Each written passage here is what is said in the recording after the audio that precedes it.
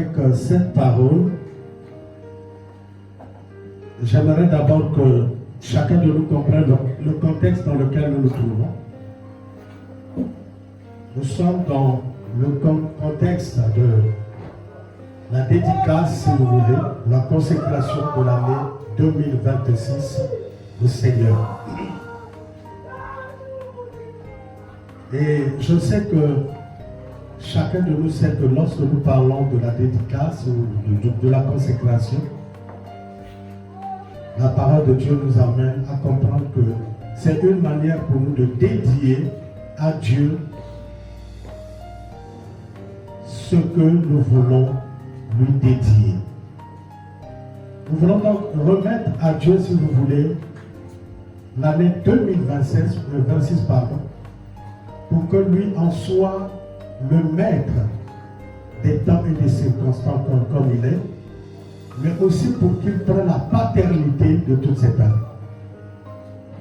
Qu'il soit en contrôle de toutes choses, afin que l'année 2026 soit pour nous une année de bénédiction, une année également, comme nous l'avons dit d'entrée de jeu, de récolte abondante et de moisson abondante.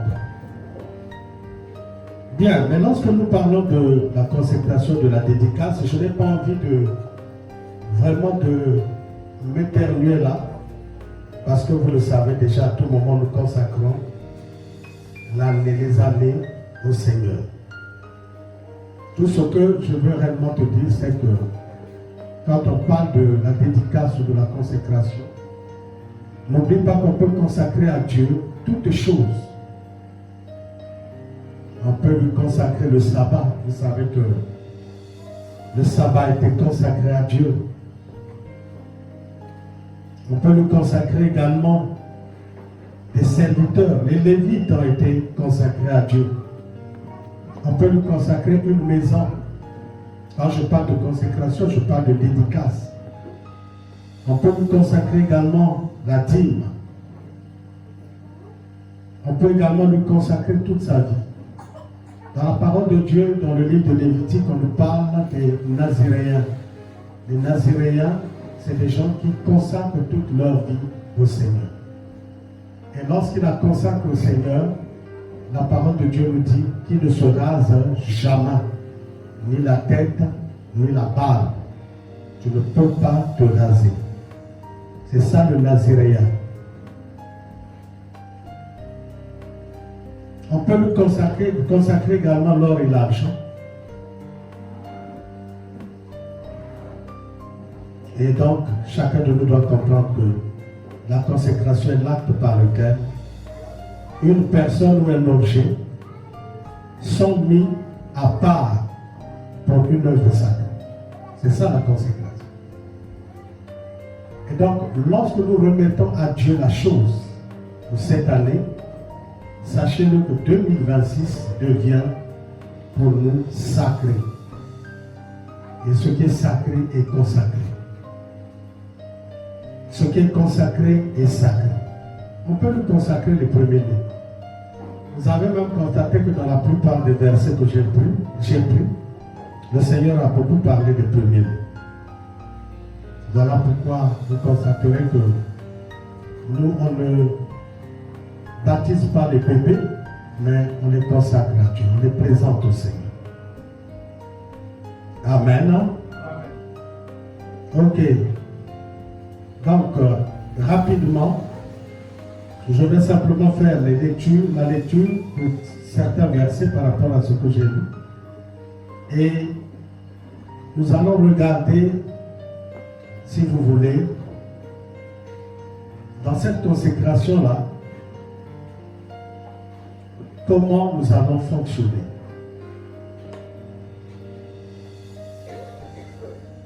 Comment nous allons marcher. Dans cette année 2026. Comment marcherons-nous? Je regarde rapidement à Exode 16. Le verset 23 me dit. Et Moïse leur dit, c'est ce que l'Éternel a ordonné Demain est le jour du repos, le sabbat consacré à l'Éternel. Ça, je vous lis juste les versets qui confirment ce que je suis en train de vous dire, qu'on peut consacrer le sabbat, on peut consacrer les Lévites, tout genre de choses, on peut les consacrer au Seigneur. Donc, le sabbat est consacré à l'Éternel. Voilà pourquoi vous constaterez que dans la tradition juive, les membres du Sanhédrin et même les soi-disant sacrificateurs s'en tiennent beaucoup, si vous voulez, au sabbat. Et ils ne veulent jamais qu'au jour du sabbat, qu'un travail soit fait. Ils n'acceptent jamais ça. Nous regardons dans Exode 32, le verset 29. La parole de Dieu nous dit, Moïse dit, consacrez-vous aujourd'hui à l'Éternel, même en sacrifiant votre fils et votre frère, afin qu'il vous accorde aujourd'hui une bénédiction. N'oubliez pas que les Lévites ont été consacrés à l'Éternel pour toute leur vie. Ils étaient les gardiens du temple et ils ne sortaient jamais du temple. C'est eux qui prenaient soin du temple. Donc c'est eux qui avaient le secret du temple. Nous regardons rapidement à Lévitique 27, le verset 30. Je suis en train juste de vous lire les versets qui confirment ce que je vous ai dit, qu'on peut réellement consacrer les choses, les personnes ou quoi, qu'on peut consacrer au Seigneur. Nous regardons dans Lévitique 32. Non, nous regardons dans Lévitique 32, le verset 29. Dans Lévitique 32, le verset 29, la parole de Dieu nous dit ceci. Lévitique 32. Qu'est-ce que je lis?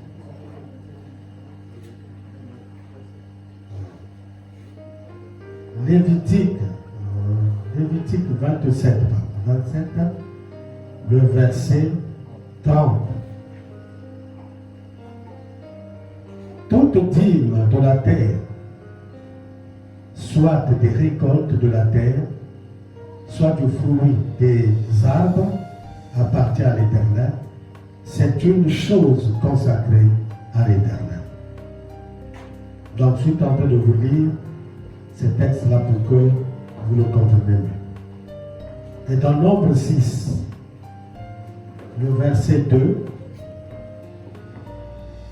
Nombre 6, le verset 2, la parole de Dieu nous dit, l'Éternel parla à Moïse et dit, parle aux enfants d'Israël et tu leur diras, lorsqu'un homme ou une femme se séparera de ses autres en faisant vœu du Naziréat pour se consacrer à l'Éternel.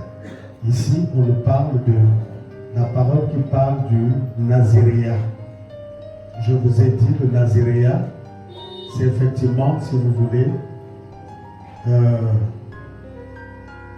un phénomène où quelqu'un peut, n'est-ce pas, consacrer toute sa vie au Seigneur. Et lorsqu'on est consacré au Seigneur, on appartiendra pour toujours. Nous regardons dans 2 Samuel 8, le verset 11. Dans 2 Samuel 8, le verset 11, la parole de Dieu nous dit ceci. Le roi David les consacra à l'Éternel comme il avait déjà consacré l'argent et l'or pris sur toutes les nations où il avait vaincu. Je vous ai dit qu'on pouvait consacrer l'or et l'argent à l'Éternel. Et on peut aussi consacrer, je vous disais, une ville à l'Éternel. Regardons rapidement dans Actes. Dans Acte 19. Dans Acte 19. voulons regarder à partir du verset 35. Acte 19. Cependant, le secrétaire ayant apaisé la foule dit: Hommes Éphésiens, quel est celui qui ignore que la ville d'Éphèse est la gardienne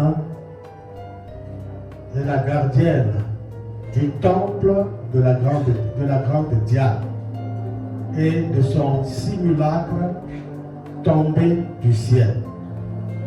Et donc ici à Éphèse, le temple qui était là était consacré à la reine Diane. Ce qui veut dire que la ville d'Éphèse était consacrée à cette puissance-là, à cette reine. Bien. Donc voilà un peu, juste pour vous montrer qu'on peut consacrer ceci, on peut consacrer cela. Même une parcelle, je vous ai lu la maison, on peut la consacrer à Dieu. On peut consacrer une voiture au Seigneur. Donc en fait, tout ce que l'homme a, même si c'est un verger, un champ, tu peux le consacrer au Seigneur. Donc, nous voulons consacrer l'année 2026, comme je vous le disais, pour permettre à Dieu de prendre le contrôle spirituel de tout.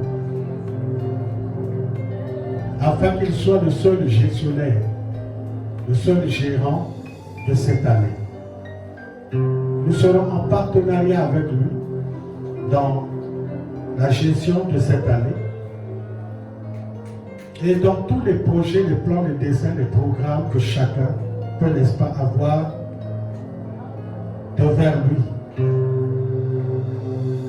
Il y a des choses que nous voulons que le Seigneur accomplisse en 2026.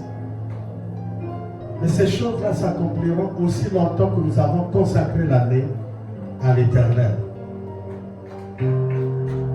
Voilà pourquoi j'aimerais rapidement te faire comprendre ceci. Pour entrer dans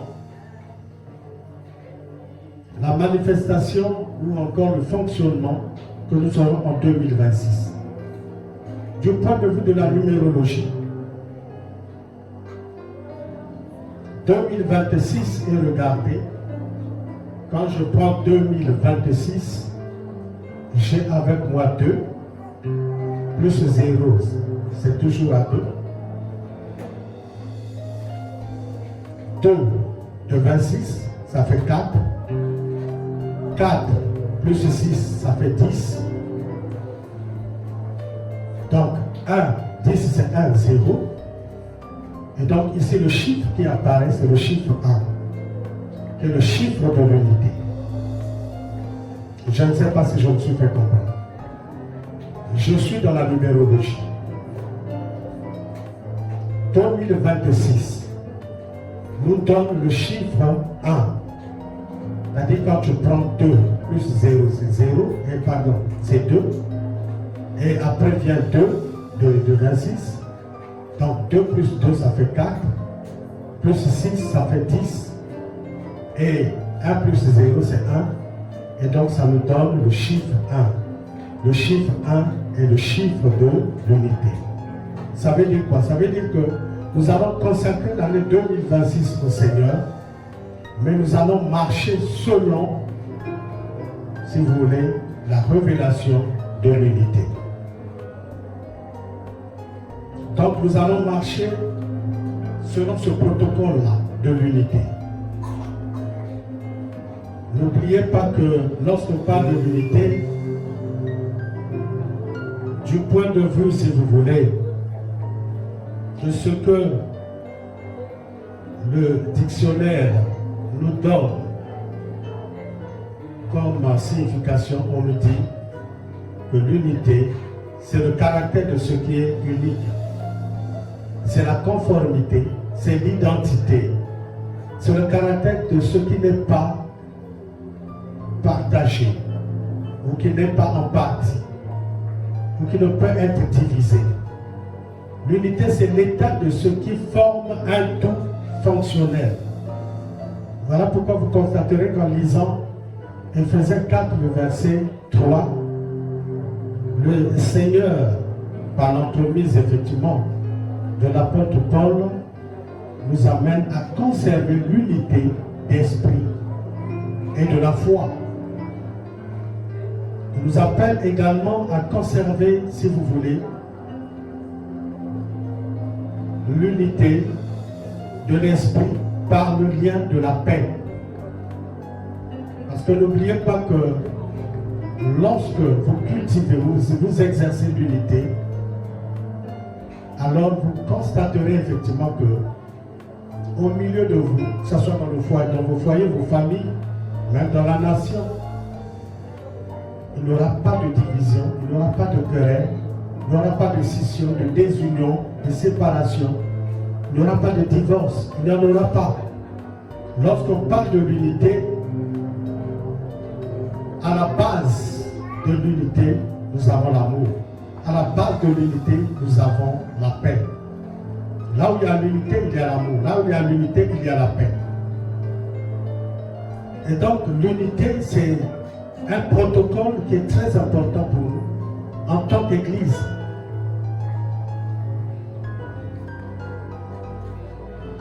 Et n'oubliez pas que s'il y a des choses que nous voulons exercer dans l'Église, des choses pour lesquelles nous voulons effectivement voir l'accomplissement, la finalisation, l'aboutissement, alors il est important que le peuple de Dieu marche dans l'unité. C'est lorsque nous marchons dans l'unité, bien aimés, que tout ce qui est du diable s'éloigne, tout ce qui est de la confusion s'éloigne. Et ça, c'est très important. Lorsque nous parlons de l'unité, il n'y a pas que l'unité dans l'Église. Mais l'unité doit être exercée dans tous les domaines, dans toutes les sphères, tous les paramètres de la vie sociale. Voilà pourquoi j'ai parlé des foyers, des familles, des maisons, ainsi de suite. Même dans le plan professionnel et tout, l'unité est très très importante. Là où il y a des séparations, ça veut simplement dire qu'il n'y a pas d'unité. Regardez aujourd'hui, le constat que vous ferez, c'est que pratiquement toutes les familles, dans toutes les familles, il y a des divisions. Dans toutes les familles, il y a des querelles, des mésententes. Dans toutes les familles, il y a maintenant ce que nous pouvons appeler comme, si vous voulez, des suspicions. C'est-à-dire que les gens s'éloignent les uns des autres. C'est-à-dire que les gens, au niveau où nous sommes arrivés, trouvent que marcher un seul, c'est mieux, au lieu de marcher avec tout le monde. Et les gens ne comprennent pas qu'en fait, c'est le diable qui est à l'œuvre pour séparer les familles, séparer les foyers, pour séparer les églises. N'oubliez pas que le mandat final du diable dans ce monde, c'est de détruire les familles, de détruire les foyers. Voilà pourquoi vous constaterez qu'il y a beaucoup de divorces, même dans les milieux pastoraux. Dans les milieux des serviteurs et des servantes de Dieu, il y a plein de divorces, plein de séparations, de désunions. Simplement pourquoi? Parce que c'est le dernier mandat du diable. Ça, c'est son dernier cadre. Parce qu'il sait que lorsque il divise, c'est fini. Vous voyez? Lorsqu'il divise, il peut régner. Voilà pourquoi le Seigneur était capable de dire qu'une ville divisée contre elle-même ne peut pas subsister. Une famille divisée contre elle, un foyer, une famille, un mariage divisé contre lui-même ou contre elle-même ne peut pas subsister. Dieu ne règne pas au milieu des disputes, au milieu des querelles, au milieu des divisions, au milieu des séparations, des désunions, des malentendus. Dieu ne règne jamais là où il y a la division. Dieu règne là où il y a l'unité. Dieu règne là où il y a l'amour. Dieu règne là où il y a l'harmonie, la joie, l'ambiance mutuelle, l'entente mutuelle, la compréhension. Dieu règne là où il y a le véritable amour. Je dis bien amour. qu'il y a aussi des gens qui peuvent sembler te prouver un amour, mais par hypocrisie, par fourberie. Mais Dieu règne au milieu du véritable amour. Et donc, bien aimé, lorsque nous parlons de l'unité, nous voulons regarder à un modèle. C'est le modèle des premiers peuples qui sont partis de l'Orient avec Nimrod et qui sont allés, si vous voulez, dans le pays de Shinéar, vers l'Arabie Saoudite. La parole de Dieu nous dit que lorsqu'ils sont arrivés là-bas, ils avaient, si vous voulez, un projet de bâtir ce que nous appelons la ville et la tour de Babel. Ce que nous pouvons, si vous voulez, prendre, si vous voulez, des activités effectivement que ces premiers peuples étaient en train de mener, au milieu d'eux, c'est qu'on avait semblé comprendre que au milieu d'eux, il y avait réellement l'unité. Il y avait réellement l'unité, pourquoi? Parce que lorsque nous regardons à cette parole de Genèse 11, la parole de Dieu nous dit, suivez-moi bien, toute la terre avait une seule langue et les mêmes mots. Ça veut dire que d'office, il y avait le même. Ils avaient le même langage, ils avaient les mêmes mots. Ça veut dire que personne n'avait un langage contradictoire et personne ne pouvait venir interposer d'autres mots. Ils avaient les mêmes mots, ils avaient les mêmes langages. Et on nous dit que comme ils étaient partis de l'Orient, ils trouvèrent une plaine au pays de Shinéar, ils habitèrent. Et ils se dirent l'un à l'autre, voilà, ce que je veux que chacun de nous comprenne ce matin, c'est effectivement ce pronom personnel qu'ils ont su exploiter. Regardez, ils disent ceci: allons, faisons des briques et cuisons-les au feu. Et la brique leur servit de pierre et le bitume leur servit de ciment. Ils dirent alors encore: allons, bâtissons-nous une ville et une tour dont le sommet touche au ciel. Et faisons-nous un nom afin que nous ne soyons pas dispersés sur la face de toute la terre.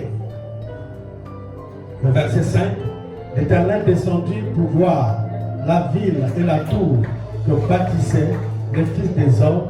Et l'Éternel dit: voici, ils forment un seul peuple et ont tous une même langue, et c'est là ce qu'ils ont entrepris. Maintenant, rien ne peut les empêcher de faire tout ce qu'ils auraient projeté.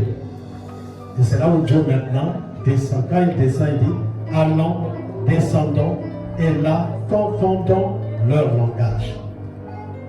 Alors j'aimerais m'atténuer un peu là, pour que chacun de nous comprenne que lorsqu'on parle de l'unité,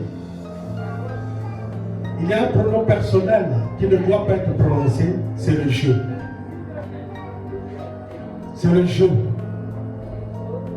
Le je symbolise l'égoïsme, le je symbolise l'orgueil.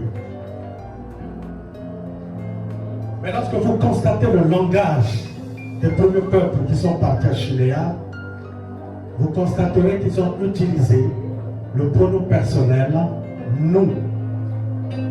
Il dit: bâtissons, allons, cuisons, construisons. C'est le pronom personnel nous qui était mis en valeur. Ça veut dire quoi? Ça veut dire que même lorsque vous constatez aujourd'hui en matière d'administration, lorsqu'on parle d'un procès verbal, on n'utilise jamais le je. Procès verbal, c'est toujours le nous. Vous voyez? Nous, Conseil supérieur de la liberté. Nous, Conseil supérieur de la magistrature. Nous. Pourtant, C'est un chef qui est en train de parler, mais il ne peut pas parler en son propre nom. Il doit parler au nom de tout le monde. C'est ça l'unité. Vous voyez? Donc le jeu en matière d'administration existe juste pour les rapports. Parce que là, c'est un compte rendu que tu fais. C'est toi qui fais ton rapport. Là où tu étais parti, tu dois faire le compte rendu. Ça, dans le rapport, le jeu peut être également accepté.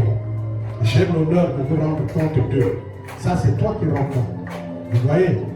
Mais en matière, effectivement, de ce que nous connaissons d'administration dans le cadre des procès-verbaux, c'est le nous qui, une fois de plus, est mis en valeur. Et donc, lorsqu'on parle de l'unité, en fait, le pronom personnel qui est utilisé, c'est le nous. Et donc, dans l'Église, même lorsque nous voulons parler, nous devrons toujours utiliser le nous. Il ne faut jamais dire moi, moi, moi. Le moi symbolise l'orgueil. Le moi symbolise également la, si vous voulez, comment dirais-je, ça symbolise l'orgueil, ça symbolise également, qu'est-ce que je disais là? C'est-à-dire, lorsque vous avez quelqu'un qui n'est pas partagé là, c'est comment? L'égoïsme, ça symbolise l'égoïsme. Ça symbolise également la vantardise. Vous voyez? Le je, c'est pas un bon pronom. C'est vrai que je ne te dis pas de ne pas utiliser le je, mais il faut savoir à quel moment utiliser le je. Sinon, lorsqu'on parle effectivement du peuple, on parle également de la famille, on parle également, si vous voyez, vous voulez par exemple de la nation, on doit parler une fois de plus, utiliser le pronom personnel, nous. Et c'est ça, lorsque vous utilisez ça, alors en ce moment-là, vous êtes en accord, si vous voulez, avec les principes bibliques que le Seigneur nous présente ici, concernant l'unité. Bien, le premier peuple qui est allé construire la tour de Babel à Chinéa, effectivement, c'est un peuple qui, si vous voulez, avait des bonnes intentions. La Bible dit qu'ils avaient les mêmes mots, ils avaient le même langage. Ça veut dire qu'ils avaient le même but, les mêmes objectifs. Et c'est ça, que ce soit dans le foyer, dans la famille, partout, vous devrez avoir le même langage, les mêmes mots, les mêmes buts, les mêmes objectifs. Ça veut dire que vous tous, vous regardez dans la même direction. Personne ne dira que pendant que vous vous regardez vers le nord, moi je regarde vers le sud. Ou pendant que vous regardez vers l'ouest, moi je regarde vers l'est. Non. Ça veut dire que lorsque vous êtes en train d'exercer l'unité, il est important de comprendre que vous devrez toujours regarder dans la même direction. Et vous réussirez lorsque vous regardez dans la même direction. Vous ferez des exploits avec l'Éternel lorsque vous regardez dans la même direction. Et lorsque vous regardez dans la même direction, Dieu s'accorde avec vous. Dieu marche avec vous. Voilà pourquoi il dit dans le livre d'Amos 3, le verset 3, deux personnes peuvent-ils marcher ensemble s'ils ne sont pas accordés. Le Seigneur ne s'accordera jamais avec vous aussi longtemps que lui, pendant qu'il est en train d'avancer. Parce que le Dieu que nous prions bouge, il marche, il évolue. Mais que vous voulez être là en train de stagner, de piétiner ou de patiner, dites-vous que vous n'êtes pas dans la même longueur d'onde avec le Seigneur. Le Seigneur est un Dieu de mouvement, il n'est pas un Dieu de stagnation. Et voilà pourquoi j'aimerais dire à l'église ce matin que pendant que toi tu crois une fois de plus que ce que nous sommes aujourd'hui, nous devrons toujours l'être. Le nombre que nous sommes, nous devrons toujours être le même nombre. Ce que nous faisons quotidiennement, il n'y a que ça que nous devons faire. Non. Le Seigneur n'est pas dans le formalisme religieux. Le Seigneur marche aujourd'hui par la puissance du Saint-Esprit. Et voilà pourquoi il a laissé son esprit à l'Église. Pour n'est-ce pas nous conduire, pour n'est-ce pas nous faire comprendre effectivement qu'aussi longtemps que le Saint-Esprit vous dit allez à droite, allez à droite, allez à gauche, allez à gauche. Voilà pourquoi dans le livre d'Ésaïe, la parole de Dieu dit que vous entendrez de votre oreille une voix qui vous dira allez-y, marchez, allez soit à droite, allez soit à gauche. C'est ça. Avoir la sensibilité également du langage du Saint-Esprit. L'Église doit avoir la sensibilité du langage du Saint-Esprit. Et aujourd'hui, Dieu a besoin de voir l'Église unie, de voir son peuple uni, de voir les foyers unis, de voir les familles unies, de voir, bien aimés, les corporations unies. Il n'a pas besoin de la division. Il faut regarder les enfants. Les gens qui parlent, qui passent, qui peuvent également vous arracher un enfant et puis ils courent. Vous n'avez jamais vu un bandit, il prend l'enfant, il court plus que vous. Et vous, parfois, vous ne pouvez même pas l'atteindre. Parfois, c'est un démon. Faites très attention. Donc, c'est ça.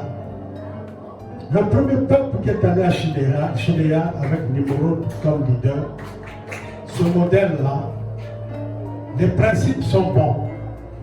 Mais nous concernant, nous ne pouvons pas les valider. Pourquoi?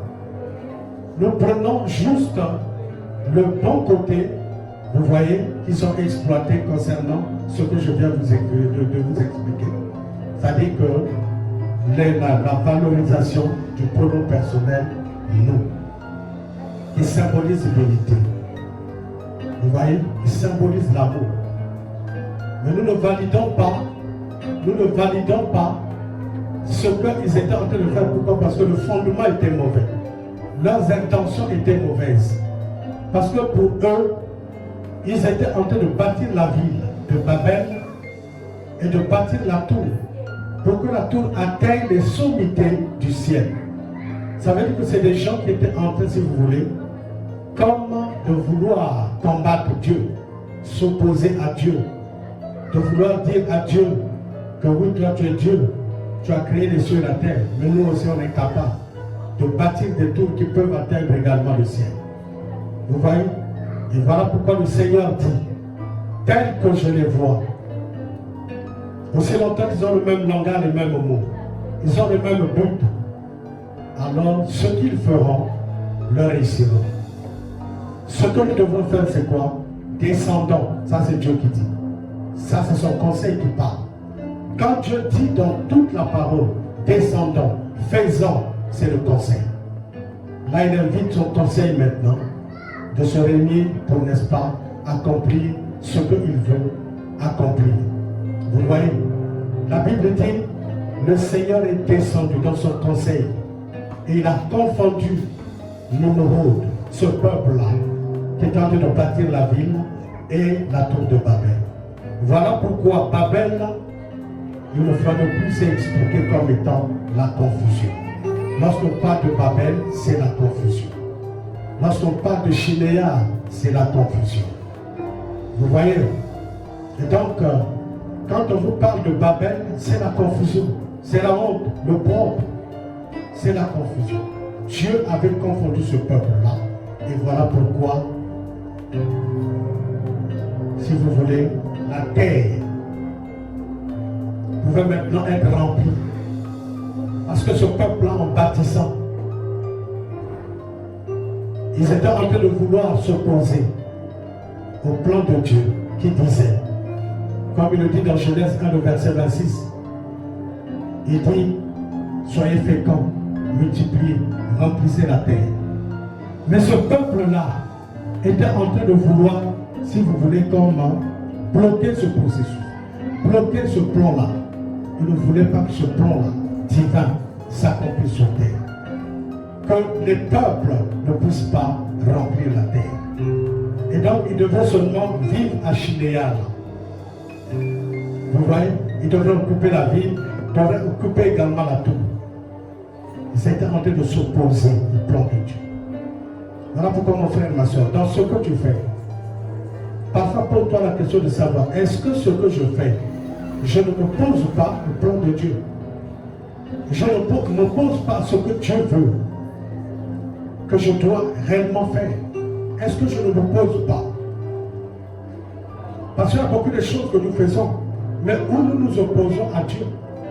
Cela est en train de s'opposer à Dieu, en train de bloquer le processus également de la peuplade, de la population, vous voyez, ou de la procréation, pour que la terre tout entière soit habitée.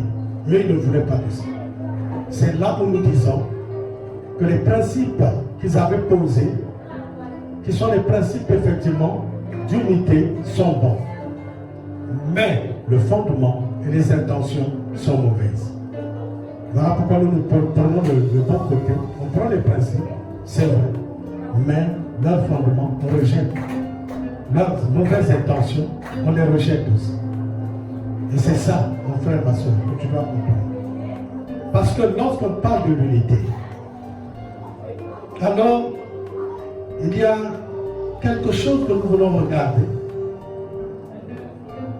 Nous allons rapidement si vous voulez, dans le livre de Jean, parce que j'aime la parole, parce que le Seigneur lui-même, vous voyez, nous a préparé, si vous voulez, comme toute cette bibliothèque-là pour que nous ne puissions pas nous tromper. Nous sommes dans Jean 17.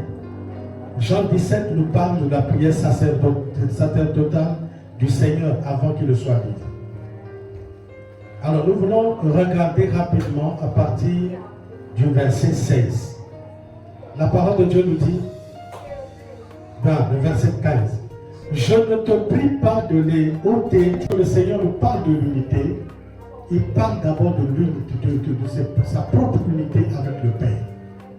Il dit, comme toi tu es en moi, moi je suis en toi. Il est important aussi que ton peuple soit également en nous, pour que nous aussi soyons en eux. Vous voyez, c'est ça l'unité. Bien aimé, et si l'Église comprend ce principe-là, alors nous pouvons nous sentir être en sécurité. Dis avec moi, je suis en sécurité. Vous savez pourquoi? Parce que lorsque le Seigneur pose les bases de l'unité, il est là en train, si vous voulez, de plaider notre cause. Il dit, moi je ne suis pas du monde, comme eux également, ils ne sont pas du monde. Mon frère, ma soeur, toi qui jusqu'aujourd'hui préfères regarder au monde, préfères marcher selon le monde, préfères valider tout ce qui est du monde, activer ce que le monde te présente.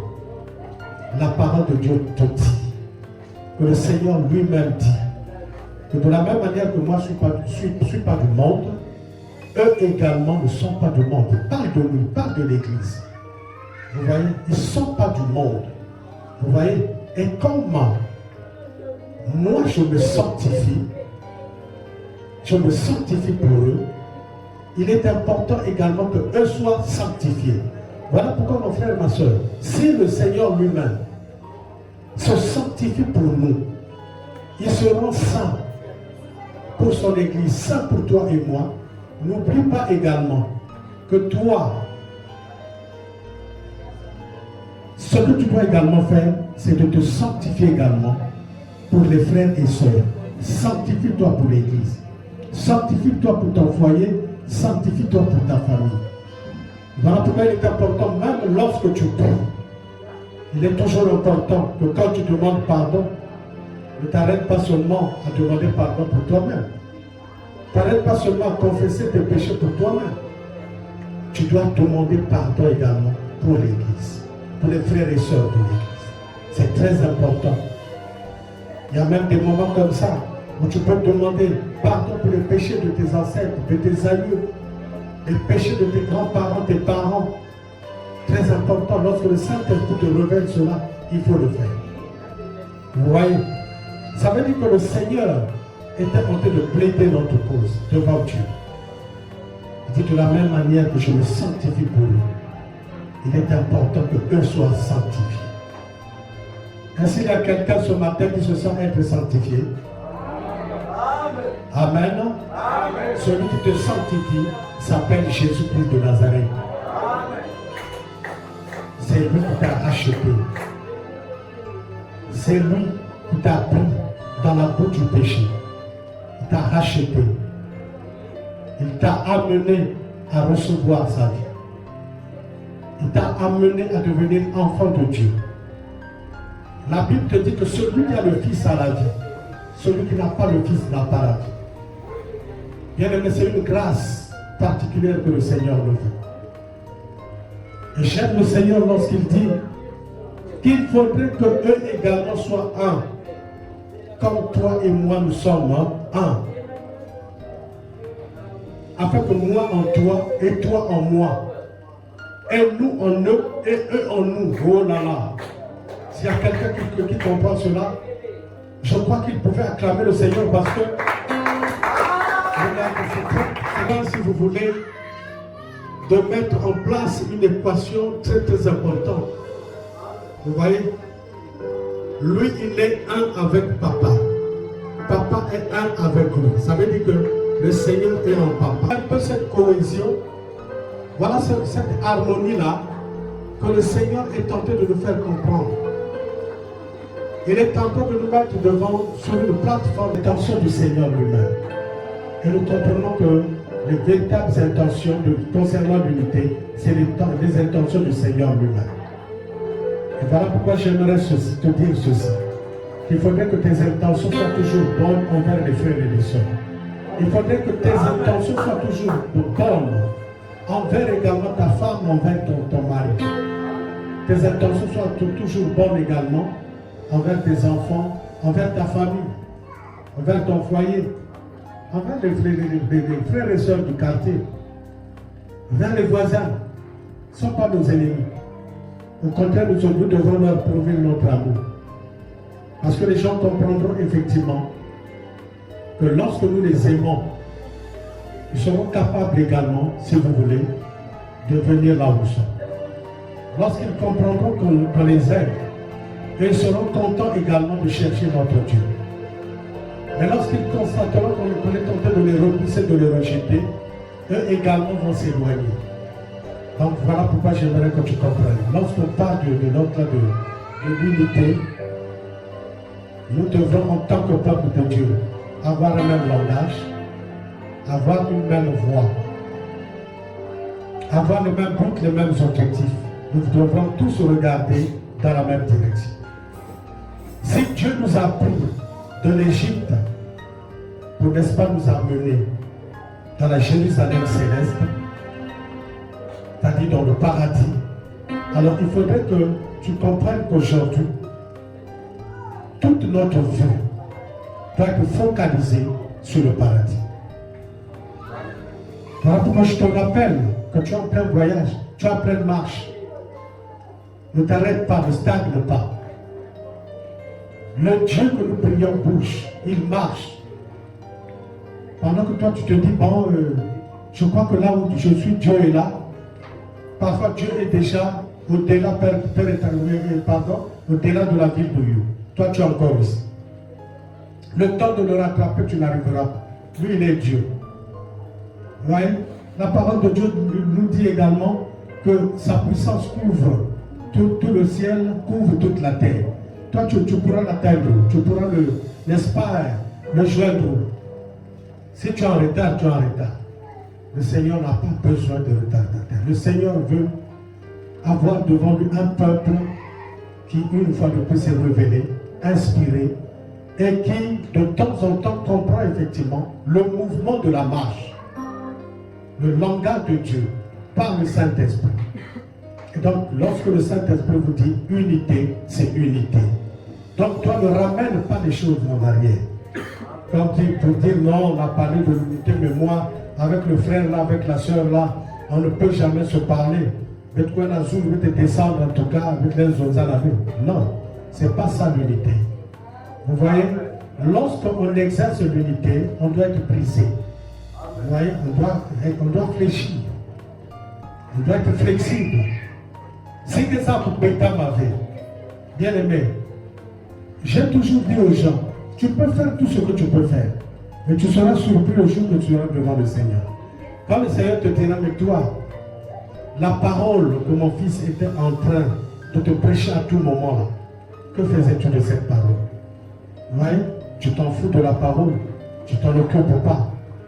Vous voyez, c'est bien, mais ce jour-là, lorsque tu seras en face du Seigneur, et lorsque tu sauras effectivement qu'il y a un jugement qui arrivera dans les derniers temps, c'est à partir de là que tu chercheras à te redresser, et ça sera trop tard.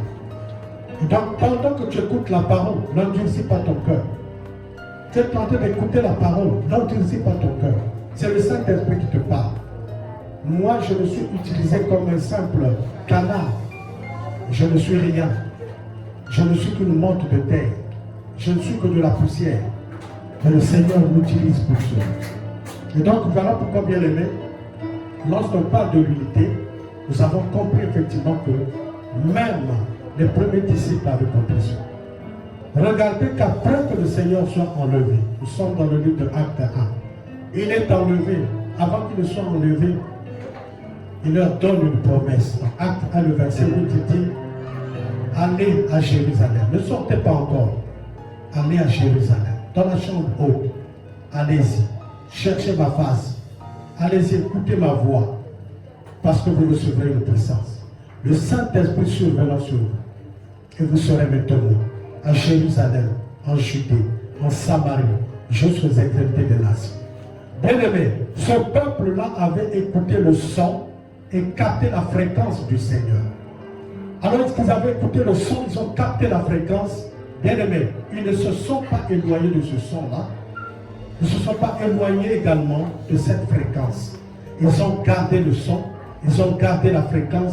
Et voilà pourquoi vous constaterez effectivement que pendant qu'ils étaient tous ensemble dans la chambre haute, la Bible dit qu'il y avait tout le monde, même les maris, mère de Jésus, il y avait les maris de Magdala, il y avait tout le monde. Ils étaient 120 disciples que le Seigneur avait laissés.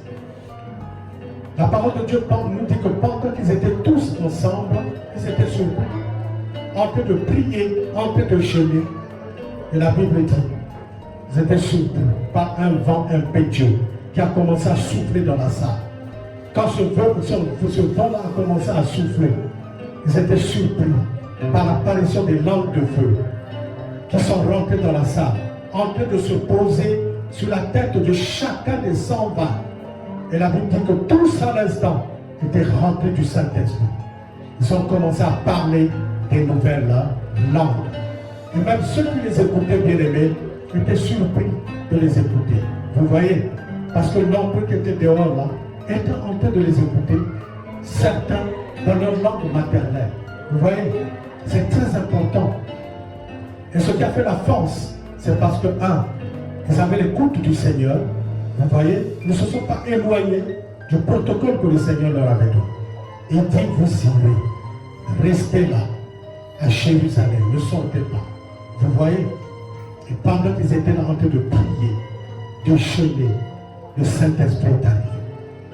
Voilà pourquoi, mon frère et ma soeur, j'aimerais que tu comprennes cela. Aussi longtemps que l'Église priera, aussi longtemps que l'Église cherchera la face de Dieu, aussi longtemps que l'Église sera à l'écoute du Seigneur, aussi longtemps que l'Église sera sensible à la voix du Seigneur, n'oubliez pas que le Saint-Esprit de Dieu nous surprendra tous les jours. Il nous surprendra, il nous surprendra. Et c'est ça, ce que le Seigneur fait avec ses rachetés, qu'il fait avec ceux-là également, qui connaissent obéir à la voix de Dieu, marcher selon la voix de Dieu, marcher selon les principes également de la parole du Seigneur. Donc lorsque nous parlons de l'unité, c'est ça. Vous voyez, ils ont reçu le Saint-Esprit, ils ont commencé à parler en langue. Avant, même pendant que le Seigneur était vivant, il ne parlait pas en langue. Mais regardez que les choses ont commencé à changer. Vous voyez, les choses ont commencé à être transformées dans leur vie, dans leur milieu. Ils ne se sont pas arrêtés là. Et tous ceux qui avaient cru, la Bible dit, qu'ils étaient tous ensemble. Vous voyez, ils persévéraient dans les enseignements des apôtres, ils persévéraient à la communion fraternelle, ils persévéraient à la fraction de pain, ils persévéraient à la vie de prière. Et voilà comment, bien aimés, pendant qu'ils étaient en train de persévérer et qu'ils avaient compris qu'ils sont un. La Bible dit que personne ne regardait sa chose, son bien comme étant l'appartenant du seul. Vous voyez, et ils avaient commencé à regarder même les biens des uns et des autres comme étant les biens de tout le monde. Vous voyez, le congélateur de Plevin devient le congélateur de tout le monde. Je ne sais pas, le téléviseur de bois devient le téléviseur de tout le monde. Vous voyez, le champ de Ziklag devient le champ de tout le monde. Le verger, par exemple, de, je ne sais pas, qui je peux citer ici, de Brunella devient effectivement le verger ou le champ de tout le monde. Et voilà comment ils étaient en train de marcher. Vous savez, lorsqu'on cultive l'unité, on exerce l'unité, en fait, on s'efface. On ne regarde même plus à ses honneurs, à ses honneurs. On ne regarde même plus à ce que nous sommes, à ses responsabilités ou quoi. On s'efface. Voilà pourquoi le Seigneur était capable de dire que celui qui veut être le maître au milieu du peuple doit être leur serviteur. Amen. Tu veux être le maître, sois serviteur. Tu veux être berger, sois serviteur. Tu veux être serviteur de Dieu, tu veux être servant de Dieu, sers les autres. Ne te fais pas chef, ne te fais pas patron. Ne sois pas là en train de donner seulement des ordres. On n'est pas l'armée dans l'église. Voilà, on n'est pas dans l'armée. Ici, c'est le Saint-Esprit qui conduit. Vous voyez? Ils ont cultivé l'unité, même après qu'ils aient reçu le Saint-Esprit. Vous voyez? Ils ont continué à cultiver l'unité et la parole de Dieu nous dit. Qu'après, qu'est-ce que le Saint-Esprit avait fait? Il avait commencé à accomplir les miracles, les signes, les prodiges par les mains des apôtres. Il ne s'arrête pas là. Le Saint-Esprit continue à les surprendre. Et après, la Bible dit que tous les jours, le Saint-Esprit emmenait dans l'église des nouvelles âmes qui étaient sauvées. Amen. Amen. Voilà pourquoi, voilà ce que le Saint-Esprit de Dieu est capable de faire. Lorsque vous obéissez à ce protocole-là, il est capable d'emmener des nouvelles âmes. Même lorsque vous ne vous attendiez pas. Lorsque vous ne vous attendiez pas, il est capable d'emmener des nouvelles âmes. Il vous surprend dans toute votre marche. C'est ça, la force de l'unité. Dis avec moi, l'unité c'est une force. L'unité c'est un pouvoir. Amen. L'unité, mon frère, ma soeur, c'est une force. Là où il y a l'unité, l'ennemi ne peut pas pénétrer. Eh oui, là où il y a l'unité, l'ennemi ne peut pas détruire. Là où il y a l'unité, l'ennemi ne peut pas déstabiliser. Là où il y a l'unité, l'ennemi s'éloigne. Pourquoi? Parce que lorsque vous êtes un, c'est comparablement comme si vous êtes en train, si vous voulez, comme de confirmer cette parole qui vous dit que la seule manière de résister au diable, c'est de faire quoi? De garder la foi, de garder la foi. Aussi longtemps que vous garderez la foi, le diable fera quoi? Il s'éloignera. Amen. Il s'éloignera. Mais lorsque le Seigneur parle de l'unité d'esprit et de foi, mais c'est ça. Lorsque vous êtes un dans la foi, le diable, quand il regarde, il dit, ah non, non, non, là, je ne peux plus avancer. Je ne peux plus opérer. Il fait quoi? Il s'éloigne. Amen. Et c'est ça. Et donc, pour n'est-ce pas continuer avec ce que nous appelons l'unité, vous voyez, ces gens-là ne se sont pas arrêtés. Mais quand vous allez dans Acte 4 à partir du verset 32, la Bible dit que tous ces premiers disciples étaient devenus un même cœur et une même âme. Oh bien-aimé. Lorsque la Bible dit que ce peuple était devenu un même cœur et une même âme, ça veut dire que mon cœur est le cœur de Marie. N'oubliez pas que c'est dans le cœur qu'on provient quoi? Qu'on provient quoi? Hein? Provient quoi? Le cœur, effectivement, qui est la source de vie. Mais je parle du cœur dans le sens où, lorsque vous devenez un même cœur, ça veut dire quoi? Oui, l'amour, tout ça, source de vie, oui. Mais le problème, c'est que c'est dans le cœur que proviennent les bonnes et les mauvaises choses. Mais lorsque vous devenez un même cœur, et que tous vous êtes en train de valoriser ce protocole de l'unité, ça veut dire que l'unité qui est en train d'être exercée dans mon cœur, c'est l'unité qui est en train d'être exercée dans le cœur de chacun de vous qui est assis là. Et c'est ça. Il dit, ils étaient un même cœur, une même âme. Vous savez que l'âme, c'est quoi? L'âme, c'est quoi? Hein? Le ciel des émotions, et puis quoi encore? Les sentiments, et puis quoi? L'âme, c'est le ciel des émotions. L'âme, c'est le siège également des pensées. C'est le siège également de la volonté. Ça veut dire qu'aujourd'hui, lorsque nous exerçons l'unité, la même volonté que j'ai, c'est la même volonté qui doit, n'est-ce pas, gouverner ton âme. Les mêmes sentiments que j'ai, c'est les mêmes sentiments qui doivent, si vous voulez, être injectés également dans ton âme.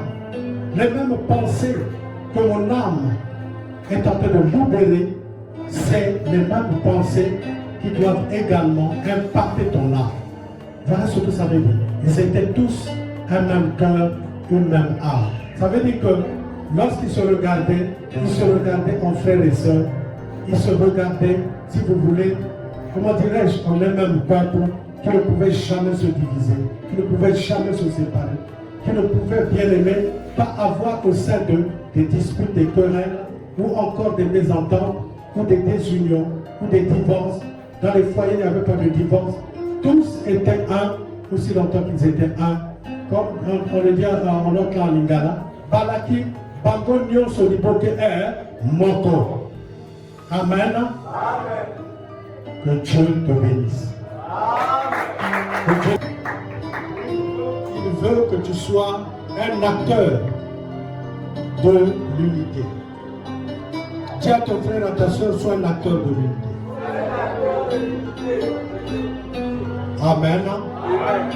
Et donc voilà pourquoi j'aimerais te dire ce matin que nous dédions cette année 2026 au Seigneur, mais par le symbole, le protocole de quoi? De l'unité.